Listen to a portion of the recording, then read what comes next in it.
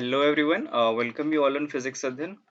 तो इस वीडियो में हम लोग एक ऐसा क्वेश्चन सॉल्व करेंगे जो डिफरेंट कॉम्पिटिटिव एग्जाम्स में पूछा गया है। वो सीएसआर नेट में भी आ चुका है और टीएफआर और जेस्ट में भी वो क्वेश्चन आ चुका है। और इसका जो रिजल्ट है वो भी डिफरेंट प्लेटफॉर्म्स पे डिफरेंट क्वेश्चंस को सॉल्व करने में यूजफुल है। ठीक है, तो ये क्वेश्चन हम लोग यहाँ पे सॉल्व करेंगे और इसका एक मोस्ट जनरल एक्सप्रेशन कैलकुलेट करेंगे ताकि अगर स्फेयर की जगह पे कुछ और भी चेंजेस कर दी जाए तो आप क्वेश्चन आसानी से कर लो। ठीक है, और ये रेस्पॉन्स था जो कि मैंने कम्युनिटी टैब पे पूछा था। सो अराउंड 385 स्टूडेंट्स ने वोट किया था, जिसमें 93% ने कहा था कि हाँ आप क्वेश्चन अपलोड करो, हम लोग सॉल्व करेंगे। So I will continue this practice of uploading questions on community tab. तो वहां से आप डिफरेंट क्वेश्चंस और जो कि मोस्टली कॉम्पिटिटिव एग्जाम्स में आए होते हैं, तो वो हम लोग वहां से एक एक करके 3 और 4 क्वेश्चंस पर वीक में अपलोड करता रहूंगा। ठीक है, और ये क्वेश्चंस अभी तो आप कम्युनिटी टैब से ले सकते हो, बाद में मैं अपनी वेबसाइट्स पे भी अपलोड कर दूंगा। वेबसाइट की लिंक जो है वो डिस्क्रिप्शन बॉक्स में है। अभी आपको नहीं मिलेगा, लेकिन कुछ टाइम के बाद ये क्वेश्चन सारे वहां पे अवेलेबल होंगे। So let's see the question. So ये क्वेश्चन नंबर 6 है, जो कि मैंने 6 क्वेश्चन जो अपलोड किया था कम्युनिटी टैब पे। ये मैकेनिक्स से क्वेश्चन है और ये जो क्वेश्चन है वो एरोडोव बुक से है और ये टीएफआर 2017 में पूछा गया था। इसका सिमिलर क्वेश्चन जेस्ट में और अदर कॉम्पिटिटिव एग्जाम्स में भी आया था। तो let's start the question reading. A uniform solid sphere S1 of radius small r, ये वाला, and mass m is rolling without slipping on the top of another sphere S2 of radius capital R. Initially S1 was at rest directly on the top of S2, मतलब कहीं यहाँ पे rest पे था, इस position पे, यहाँ पे n लिखा हुआ है वहां पे, and then it started rolling down. So first point, what is rolling motion, यहाँ पे है। So let me write it कि क्या क्या information हमें दी है। तो rolling motion हो रही है ऑब्जेक्ट में under the influence of gravity. The point of contact P subtend an instantaneous angle theta from the topmost point N of the lower sphere at the center of the lower sphere. ठीक है, तो ये जो angle दिया है यहाँ पे that is theta, और ये फिगर में दिया भी है। ठीक है, at what minimum angle, so you have to find the minimum of theta, will the sphere lose the contact. तो किस एंगल थीटा पे ये जो स्फीयर S1 है वो इस जो बड़ा वाला S2 है, स्फीयर है जिसका रेडियस कैपिटल R है, उससे कांटेक्ट छूट देगा। तो जब जहां पे कांटेक्ट लूज करेगा वहां पे उसका नॉर्मल फोर्स कितना हो जाएगा, 0। तो हमें कांटेक्ट तो मैथमेटिकली उस पॉइंट पे एंगल निकालना है जहां पे नॉर्मल फोर्स जो है वो 0 हो जाएगा। ठीक है, okay, now let's solve the question. Before going to solve the question, हमारा एक टेलीग्राम ग्रुप है जहाँ पे 1000+ स्टूडेंट्स हैं जो कि अपने क्वेश्चंस प्रॉब्लम्स डिस्कस करते हैं। तो फिजिक्स अध्ययन ADDHYAN या टेलीग्राम ग्रुप पे सर्च करिए। It's a public group, so you can easily join the group. So इस क्वेश्चन को सॉल्व करते हैं। तो क्वेश्चन में देखो, ये इन्फॉर्मेशन तो हमें गिवन थी कि रोलिंग मोशन है, रोलिंग मोशन।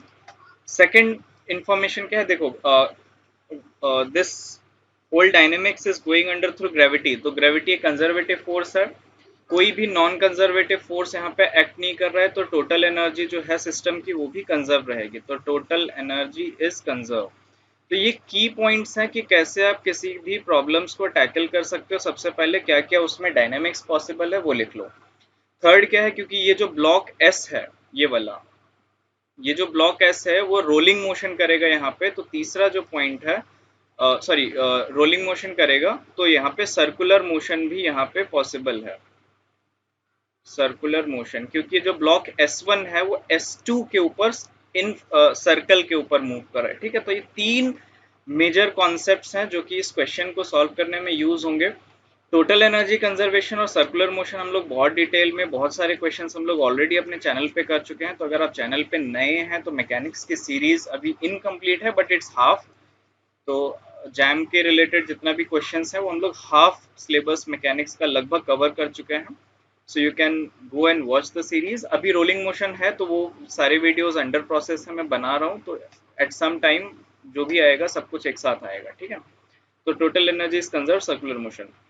तो देखो अब क्वेश्चंस पे आते हैं। क्वेश्चन की एक, इसकी ओमेगा फ्रीक्वेंसी होगी, ये जो ब्लॉक S1 है, और इसका कुछ सेंटर ऑफ मास की वेलोसिटी होगी VC। ठीक है, तो अब हमें इसका सबसे पहले कॉन्सेप्ट यूज करके हैं टोटल एनर्जी कंजर्वेशन का। तो यहाँ पे इसको हम अपना पोटेंशियल एनर्जी का रेफरेंस मान लेते हैं, क्योंकि पोटेंशियल एनर्जी रेफरेंस पे डिपेंड करती है, तो हम यहाँ पे पोटेंशियल एनर्जी जीरो मान लेते हैं। कहीं भी आप पॉइंट ले लो, ये टोटल पोटेंशियल एनर्जी के रेफरेंस पे डिपेंड नहीं करेगा।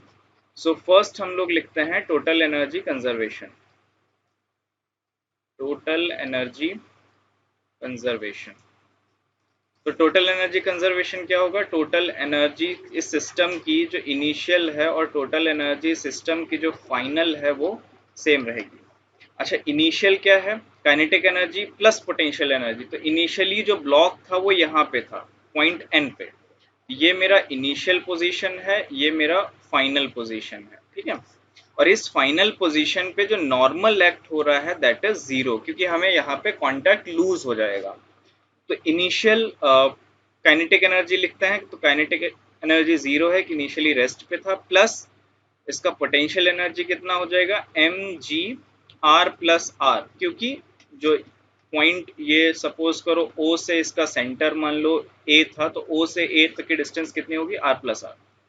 प्लस अब ये ब्लॉक रोलिंग मोशन में है, तो इसकी एक रोटेशनल काइनेटिक एनर्जी भी होगी, जो क्या हो जाएगी? Half I omega square, plus इसकी सेंटर ऑफ मास की वेलोसिटी vc है, तो उसकी काइनेटिक एनर्जी क्या हो जाएगी? Half m v c square, plus अब इस ब्लॉक फाइनल पोजीशन की इसकी potential energy with this reference, तो कितनी आ जाएगी? ऊपर है इसलिए positive m g r plus r, और इसका कॉस थीटा, ठीक है। तो देखो एंगल का डिपेंडेंस हमें पोटेंशियल एनर्जी से यहाँ पे मिल गया। तो अब देखो, अब हमें ओमेगा नहीं पता है, वीसी नहीं पता है, और आई देखो यहाँ पे स्फेयर दिया था, ठीक है। तो हमें पता है कि स्फेयर का जो मोमेंट ऑफ इनर्शिया है that is 2/5 m r square. लेकिन इस 2/5 को मैं यहाँ पे अभी बीटा एम आर स्क्वायर लिखूंगा, क्योंकि अगर ये हॉलो स्फेयर होता, ये सॉलिड स्फेयर दिया था, ठीक है। अगर हॉलो स्फेयर होता है तो 2/3 होता, डिस्क होता तो कुछ अलग होता, रिंग होती तो कुछ अलग होती। तो जो बीटा है वो डिफरेंट ऑब्जेक्ट्स पे डिपेंड करेगा। तो मोस्ट जनरल एक्सप्रेशन हम लोग कैसे फाइंड आउट करेंगे? आई को बीटा एम आर स्क्वायर लिखेंगे, फिर बीटा की वैल्यू एट लास्ट पुट करेंगे, ठीक है। तो इस तरीके से हम लोग किसी इस क्वेश्चन का जनरल एक्सप्रेशन फाइंड आउट कर सकते हैं। ये S1 जो है वो स्फेयर नहीं होके कुछ और भी हो सकता है, यहाँ पे सिलेंडर भी हो सकता है, हॉलो सिलेंडर भी हो सकता है, कुछ भी ऑब्जेक्ट हो सकता है, तो वो बीटा हमारा डिफाइन करेगा। तो अब यहाँ पे सेकंड जो कॉन्सेप्ट है वो यूज करते हैं, concept of rolling motion, concept of rolling motion. तो रोलिंग मोशन क्या होता है कि इंस्टेंटेनियस जो पॉइंट ऑफ कांटेक्ट की जो वेलोसिटी होती है दैट इज जीरो। तो यहाँ पे वी सी जो है दैट इज आर ओमेगा। तो ये एक रोलिंग मोशन की कंडीशन है, वो जो हम लोग ये टॉपिक डिस्कस करेंगे तो इसको डिटेल में भी डिस्कस करेंगे। तो अब इस क्वेश्चन का हम लोग एक छोटा सा फॉर्म लिख लेते हैं, तो let me directly right it. तो ये स्टेप्स आप यहाँ से यहाँ तक फॉलो कर सकते हो, आप वीडियो को रोक लो और देख लो कि कैसे कैलकुलेट हो, दैट्स इजी। नाउ अब जो हमारा रह गया वो तीसरा पॉइंट है, वो क्या है कि सर्कुलर मोशन के कॉन्सेप्ट्स को यूज करना है। तो देखो क्वेश्चन एक बार फिगर पे आता है। तो सर्कुलर मोशन का कॉन्सेप्ट क्या है कि रेडियल फोर्स कितना लग रहा है। तो रेडियल फोर्स हमारा ये रेडियल फोर्स हमारा यहाँ पे इस पॉइंट से इनवर्ड डायरेक्शन में कितना लग रहा है। तो mg फोर्स ये है, ये एंगल कितना है? थीटा। तो रेडियल फोर्स कितना हो जाएगा? mg cos theta. तो यहाँ पे सर्कुलर मोशन, तो रेडियल फोर्स कितना हो जाएगा? M v c square by r is equal to m g cos theta, ठीक है। एम एम कैंसिल हो गया, यानी कि वी स्क्वायर बाई, और यहाँ पे आर नहीं होगा, ये टोटल डिस्टेंस होगी। तो ये टोटल डिस्टेंस कितनी है? आर प्लस आर, ये चीज ध्यान रखना। तो v c square by r plus r हमने ऊपर वाले टॉपिक से निकाल, ऊपर वाले दो कॉन्सेप्ट से निकाल रखा है। तो that is 2/1 plus beta g one minus cos theta is g of cos theta. तो ये जी जी कैंसिल हो गया, आप इसको टोटल 2/1 प्लस बीटा जो है that is equal to cos theta common ले लो, 1 प्लस 2/1 प्लस बीटा।